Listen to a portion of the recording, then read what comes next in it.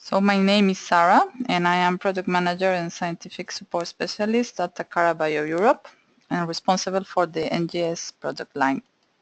So if you have any questions during this webinar, please type it in the chat box and we will take them at the end of the presentation. Today I will start talking to you about how we have enabled doing single-cell RNA-seq using the SMART technology. First, I'll discuss what are the current challenges of single-cell RNA-seq and how our SMART-seq before technology has allowed to cope with these challenges. Then I will discuss how this technology can also be applied to other challenging samples like degraded RNA or ultra-low input RNA, small RNAs, and T-cell receptor profiling. And I will finish by briefly discussing some applications of this technology to DNA. So before we start talking about single-cell sequencing, a question that comes often is what's the interest of doing this? Why would someone would like to study single cells? So it's been shown since some years now that actually gene expression is very variable between different cells. And when you are taking a population of cells, a bulk population, and you extract RNA from that, actually what you will see is an average expression of the population, which not necessarily will correlate with the expression of each single cell. So here we see an example of this in this paper in which the authors were interested in evaluating different genes in a bulk population, here 10,000 cells, or different single cells, here shown in blue. So you will see that there are two types of genes depending on their pattern of expression. So for these genes here in the left, you see that the pattern of splicing and expression is very similar between the bulk population in gray and each of these single cells. However, they identified another group of genes for which there were differences between the patterns. So you can see here for this gene that in the bulk population you have a very constant pattern. Then if you see all different single cells, you will find differences in the splicing pattern and in the level of expression. So this is only an example. There are now many studies showing this kind of differences. And what's important to know is that these cell-to-cell differences may be critical in many physiological processes, but also in disease. So working with single cell and especially being able to do RNA sequencing from single cell is very challenging. So first we can think about the difficulty linked to the fact that we are starting with tiny amounts of RNA. So you can estimate that a single cell have around 10 picogram of total RNA. And of this total RNA, only around 1% will correspond to actually mRNA, so the fragment of the RNA population that would actually encode protein. So if we want to do single-cell RNA sequencing, we need an extremely performant method that first needs to be sensitive to be able to do this cDNA synthesis from this extremely tiny amount of RNA. It needs also to be reproducible, and this is very important because we want to analyze biological variation, and if we have a high technical variation, we will be masking these differences in which we are interested.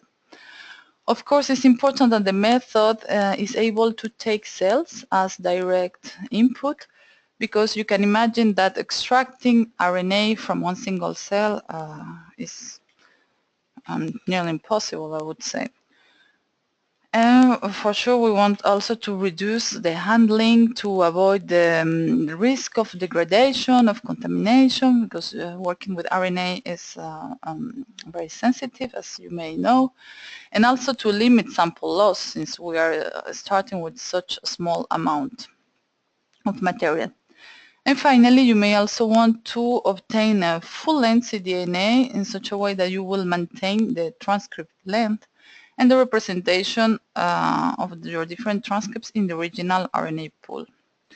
So this is actually what we are at Takara Bio developed and we offer here with our technology, which is called SMART.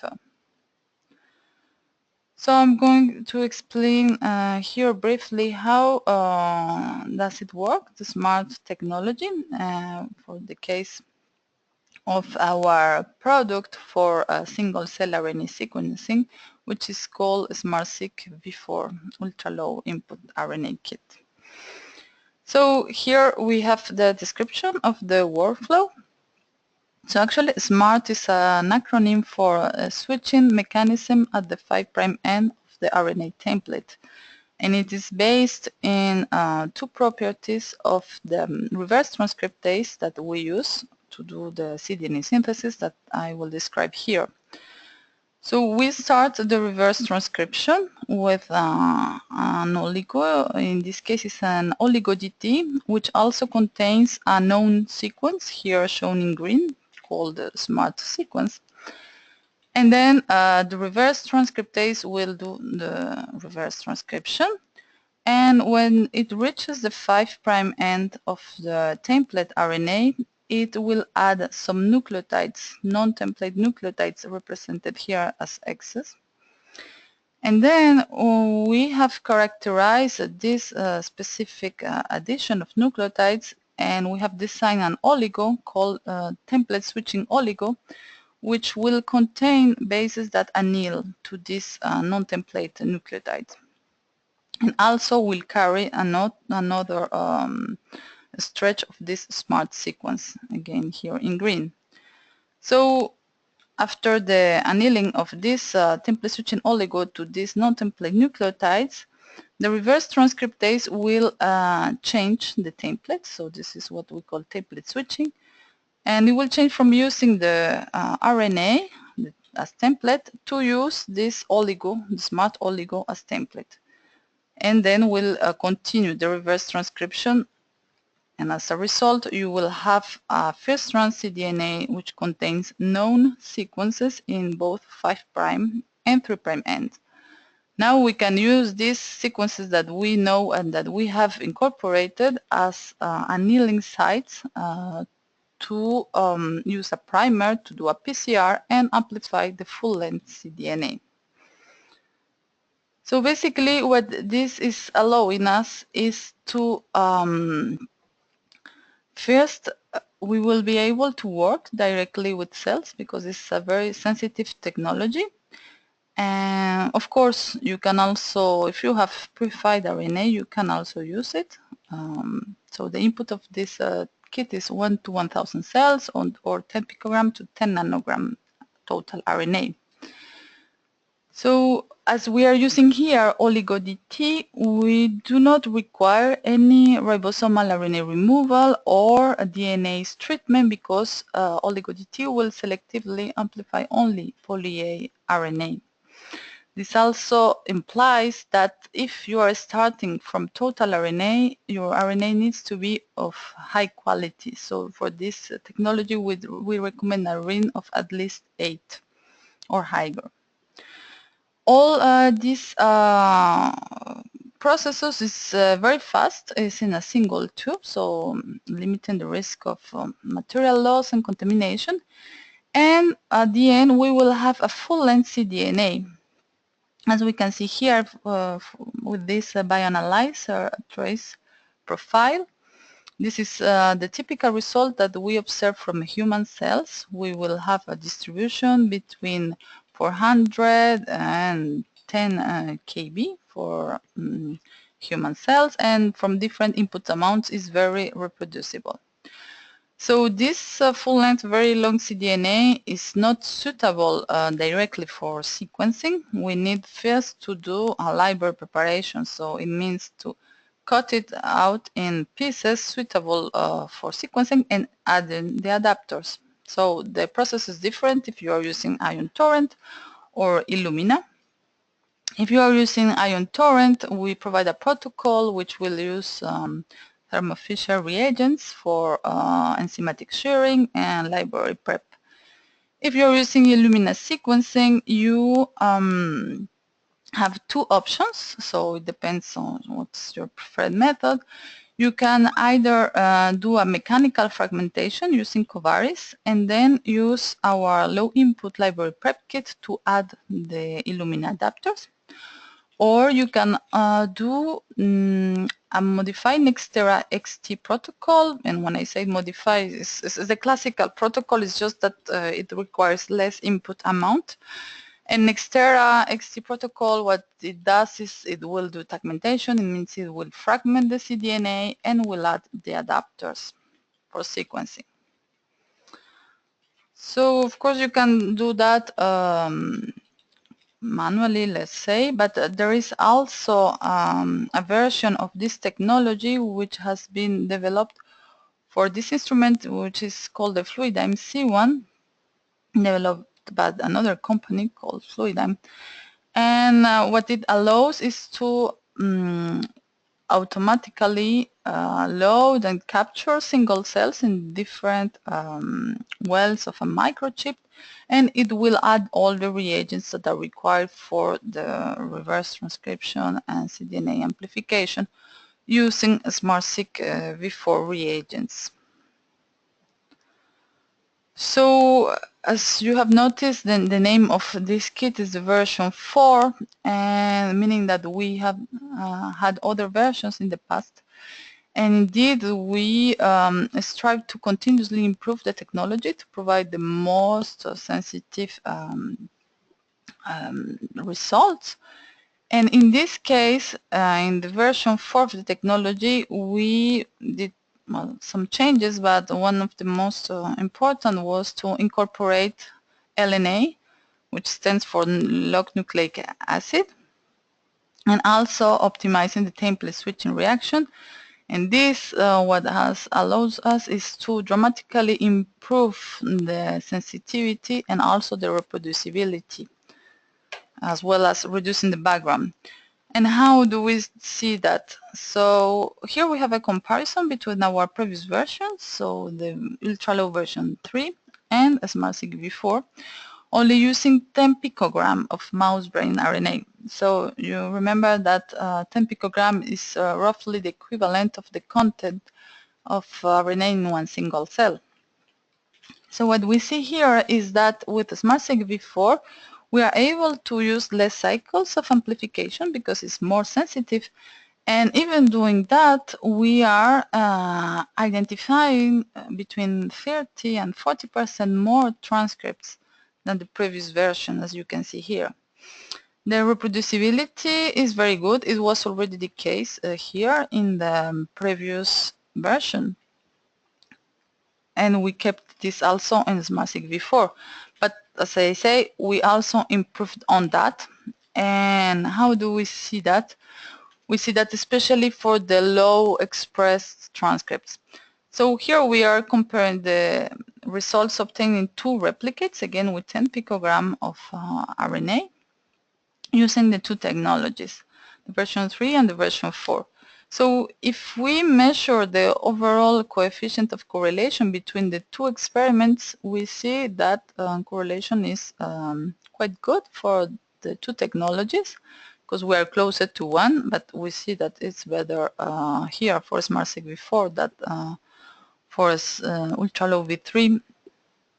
But this difference is even more pronounced when we analyze this part, the lower part of each chart, because here we will have the transcript that are expressed in a lower amount, so those which are more rare. And if we only zoom in this part, what we see is that the coefficients of correlation with the version 3 were below 0.4, while with SmartSeq V4 we are above 0.6. So, and you can also see that the points are much more closer here as compared to here. So this result shows that we can be confident with the results obtained with V4, even for transcripts that are very low expressed. Another parameter that we measure is the gene body coverage, and for this particular experiment we use single cells. As you can see here, 6 different single cells, or a bulk population of 100 or 1,000 cells.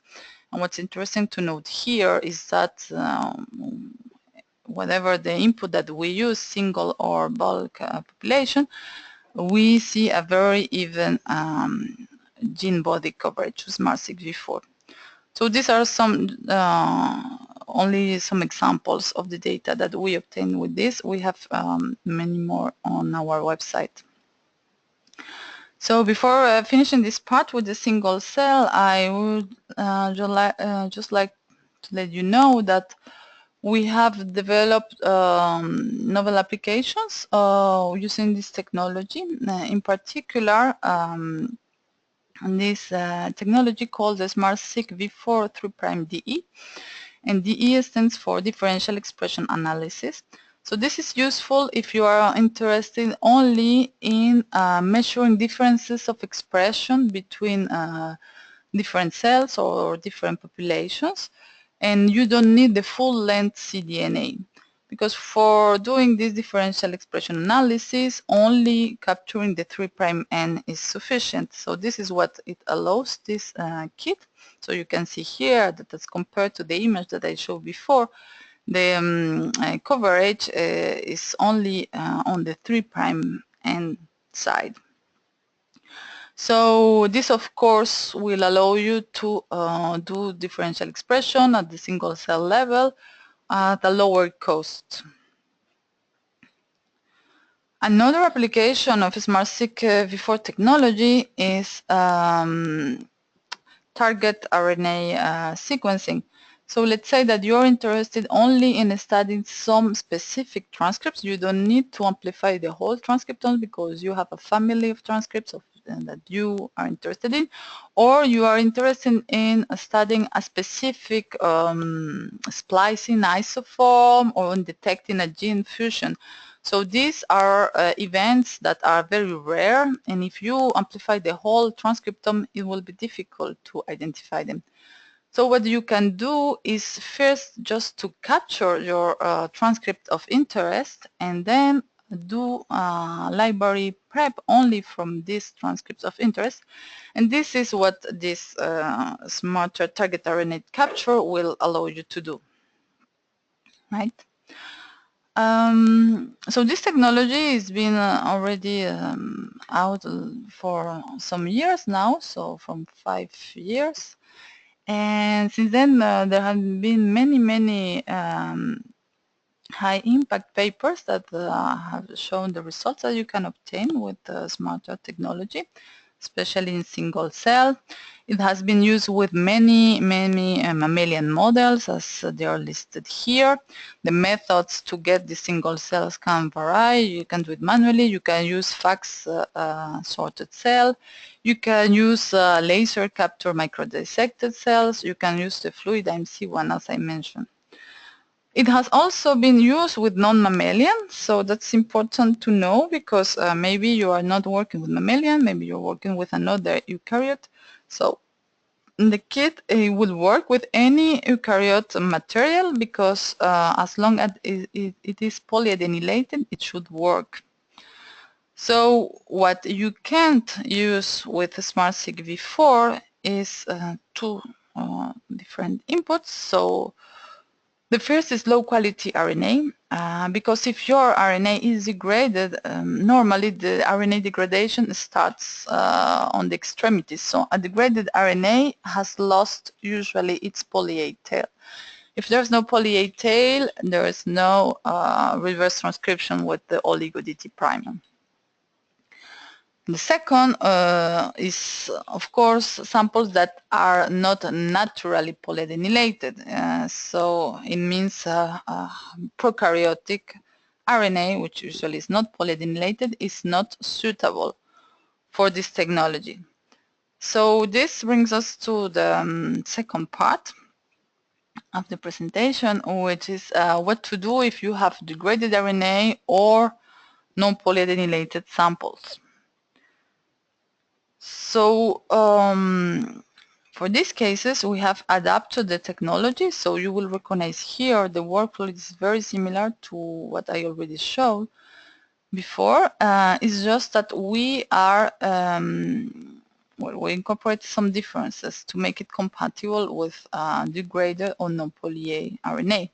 So the first one is that we are going to use N6 primer, so it means a random primer or random hexamer as you call it, to prime the reverse transcription. So this will allow us to start with RNA of any quality. So we have tested this kit with a ring from 3 to 10.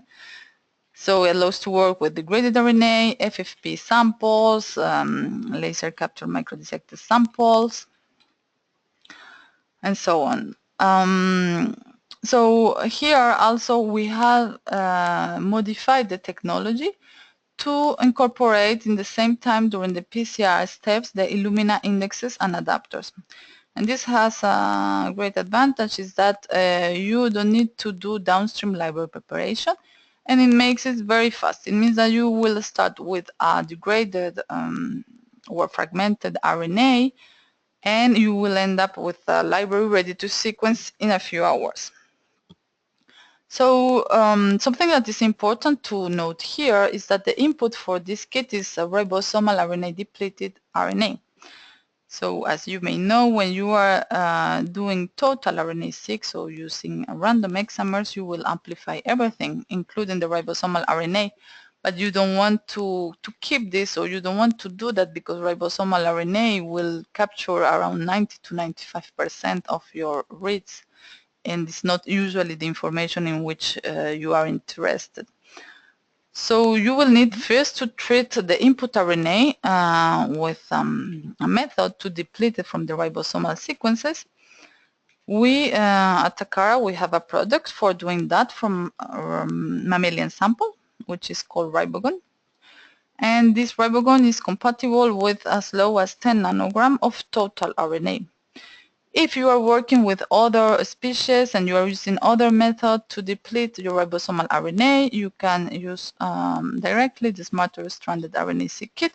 And in that case, the input is very low. So with as low as 100 picogram of depleted material, you can start. Okay, so what happens if you have less than the 10 nanogram that is required to do ribosomal depletion with Ribogon? So this is quite challenging because at the moment there is no commercial solution to be able to remove ribosomal RNA from such low input amount.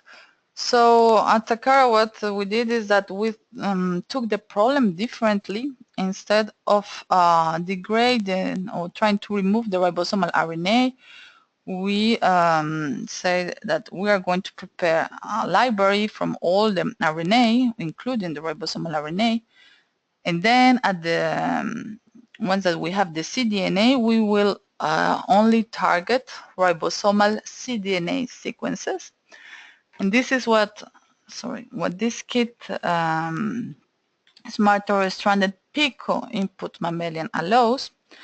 So you will be able to start with as low as 250 picogram of total RNA, and then you will do reverse transcription, cDNA synthesis, amplification, and using a proprietary technology, you will be able to target ribosomal cDNA sequences, so using what we call ZAP-R and R-probes, and degrade those, and then you will be able to enrich for your library containing your fragments, your non-ribosomal cDNA sequences.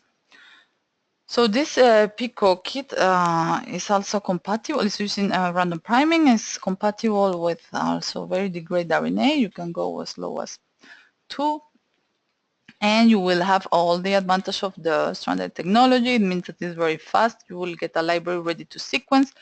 And maybe something that I didn't mention when I talked before about the Smarter Stranded Kit is, of course, as the name indicates it, this technology allows to keep strand information.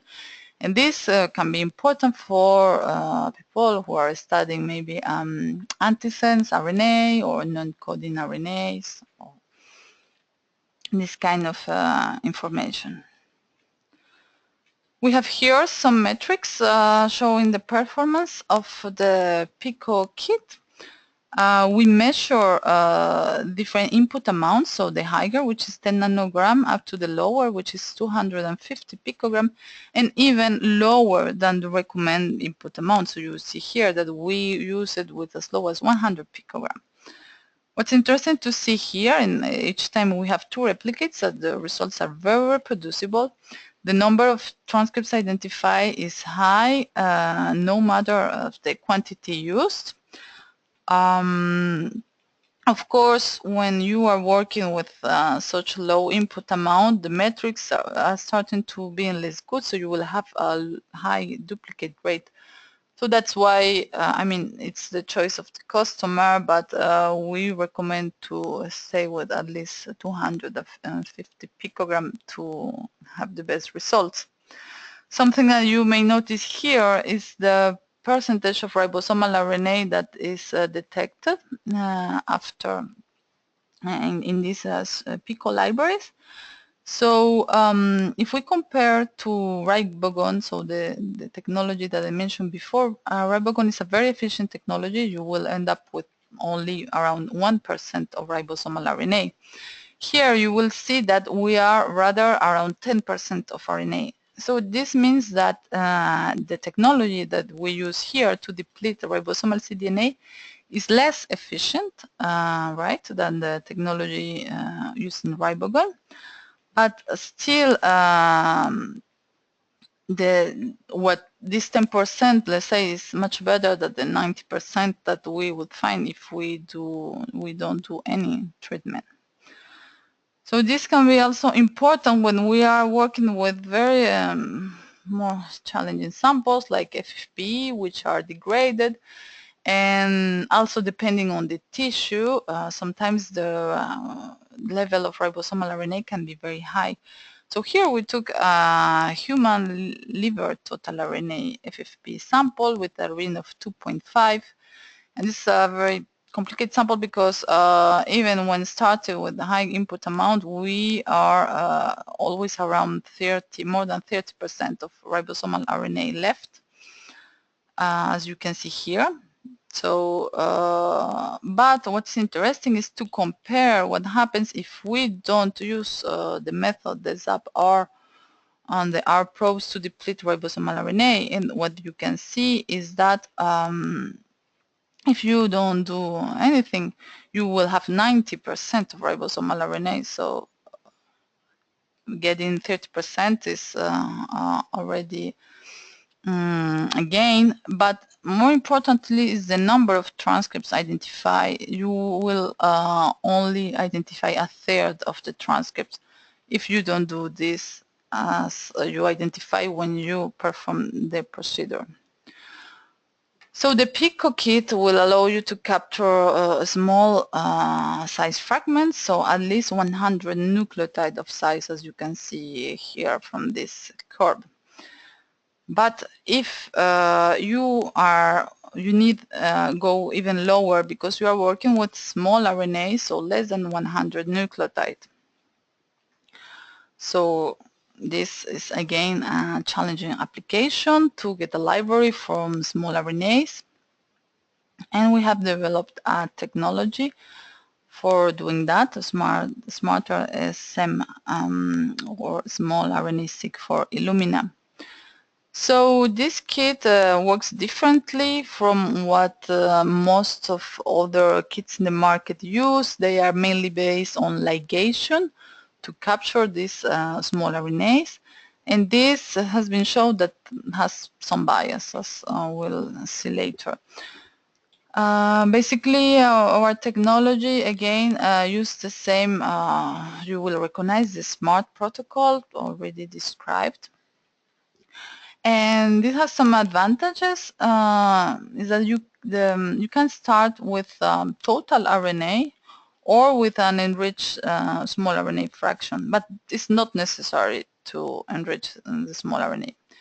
And the input is very low, so what we like Takara, as the name of the presentation says, to allow you to work with the most challenging samples. So you will be able to work with as low as 1 nanogram of total RNA and get a small RNA sequencing library from it. We are not requiring with this protocol to do this tedious page gel purification, in which you need to run a polyacrylamide gel and let it run and then cut the small band, all this cumbersome and long procedure. We are providing two options for the library, for the size selection. One is using the blue pippin instrument, the other is doing that by using ampere bits. And the incorporation of the Illumina adapters is ligation free, so we are not having this bias issue, and of course the protocol is very fast.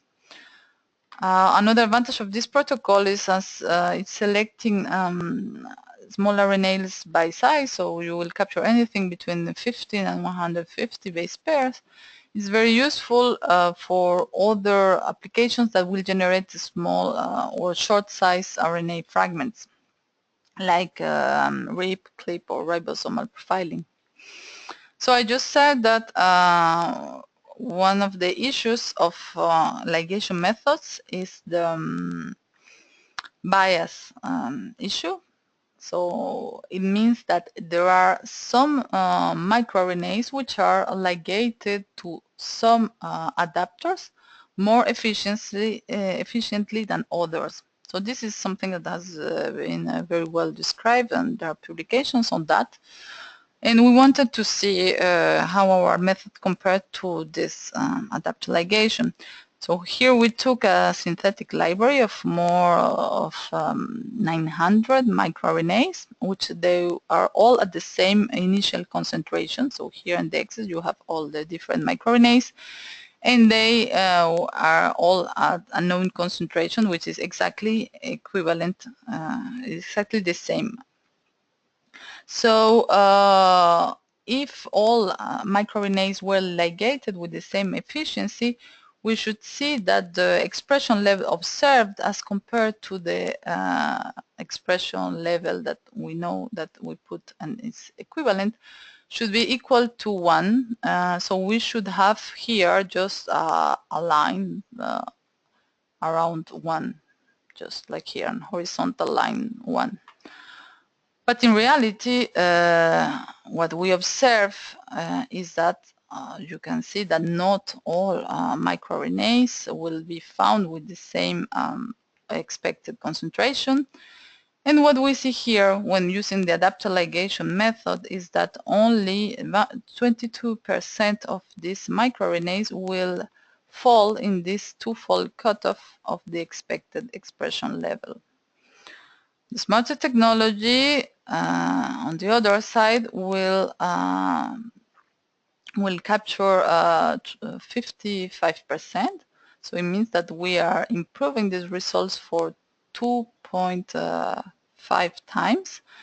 And overall, it will show that the smart technology will allow you to have a more accurate portrait of the expression of this population of microRNA. Again, we are measuring the reproducibility here between two replicates, 100 picogram here, but even between a tenfold difference of input amount when we compare here 100 picogram to 10 nanogram. So the last challenging sample that I'm just showing here is the T-cell receptor profiling. So this is a specific application as compared to what we discussed before that will allow you to do whole transcriptome analysis. Here we are focusing only in one specific transcript. And this is the transcript coming from the T-cell receptor, alpha and beta. So for people who are interested in this application, we have developed or we have adapted again the smart technology to be able to do a library only from these TCR alpha and beta sequences. It works with human samples and mouse samples, and you will be able to get the full-length variable sequence of these TCR alpha and beta mRNAs. You can also obtain both alpha and beta sequences from the same sample, I mean the same experiment if you wish, or or you can just do it separately as you want. But other technologies you are obliged to do it separately. Here you will be able to do alpha and beta in the same amplification. Also, the input is flexible. You can start with RNA if you decide, or with T cells directly. So if it's human or mouse, you can also do that. And we are incorporating Illumina indexes and adapter again during the workflow. So you start with your RNA or your cells, you end up with a sequence with the library in a few hours. And my last slide is just to briefly mention that we have expanded the applications of the smart technology to DNA, because it's interesting to know that the reverse transcriptase that we use for all the smart RNA Seq methods actually is able also to reverse transcribe DNA. And this is what we see here. We are using the same RT, but to be able to prime this single-stranded DNA, we need first to add a poly-T tail, and then we will use oligo-DA primer. So kind of the opposite that we do with RNA. But the consequence is the same. It means that we will be able to copy this DNA strand to incorporate the adapters and indexes thanks to template switching and to PCR steps. So this technology is available in two different or for two different applications. So the first is for ChIP-seq, and this technology is very well suited for ChIP-seq because usually from ChIP what you obtain is DNA that is single-stranded and of very low input amount. So 100 picogram is the minimum input amount for this kit, so it makes it very well suited for this application. It doesn't matter if you are starting with double-stranded DNA or single-stranded DNA. You will have the ligation-free addition of Illumina adapters in only 4 hours, so this is very fast. The same technology has been used for more recent application, which is in this kit, Explore Metaseq DNA. That basically what will allow you to do is to first separate methylated DNA from unmethylated DNA using a column also developed at Takara called CaptureM. So this is only a 2-hour protocol that will allow you to separate the two DNA fractions, and then you will apply this protocol, which is also very fast. So in one day you can get a library to study global methylome profiles. So this is the application of this kit. So I have shown here just a few examples of the different applications and data of our products, but I would like to invite you to go to our website. We have this NGS resource portal, which is a very complete site with tech notes where you will have all the data, the material and methods that we show. There are webinars also for each of the kits if you want to know more, for example, about TCR. I just show one slide, but here you will have a detailed explanation about each kit. We have FAQs, citations, and a nice selection guide to allow you to determine which is the most adapted product to your experiment. And of course, if you still have questions, you can contact us. Here is our support address. And this is what I had today to present. And now we are going to take the questions. So please do not hesitate.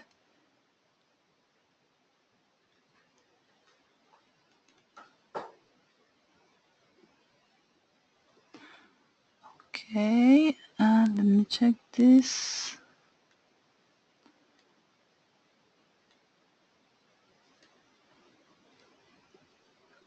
Okay, so there's a question if the small RNA Seq can be used with RNA from any species. The answer is yes. Here, there's no, but something that maybe I didn't say, this protocol starts with a polyadenylation step. So because small RNAs or microRNAs specifically are not polyadenylated, so what we are doing is first doing a polyadenylation. It means that even if you are starting with prokaryotic RNA, which is not poly-A, you will be able to use it as input because, again, you will just add this poly-A and then do a oligo-DT reverse transcription. Okay. Another question. Is it possible to use a SMART-Seq V4? So this is the single cell kit with frozen cells. So yes, the kit is compatible with frozen cells. We provide some specific recommendations on how to do that. For example, you need always to conserve the cells in PBS. We do not recommend using RNA later or this kind of fixatives because they are not compatible with the subsequent cDNA synthesis steps. But if you need more information, we can send you the specific recommendations for working with frozen cells. Right. Another question is if we can use SMART-Seq V4 with bacteria for single-cell bacteria RNA-seq. So no, again, this is this kit uses oligo-DT priming, so you will need poly-A RNA.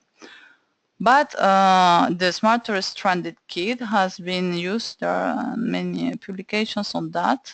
We have used it in bacteria samples, and it's been used a lot in metatranscriptomic studies, either from human gut samples or from samples from ocean bottoms, things like that, in which you will have a mixed population. So you can use a smarter stranded for that.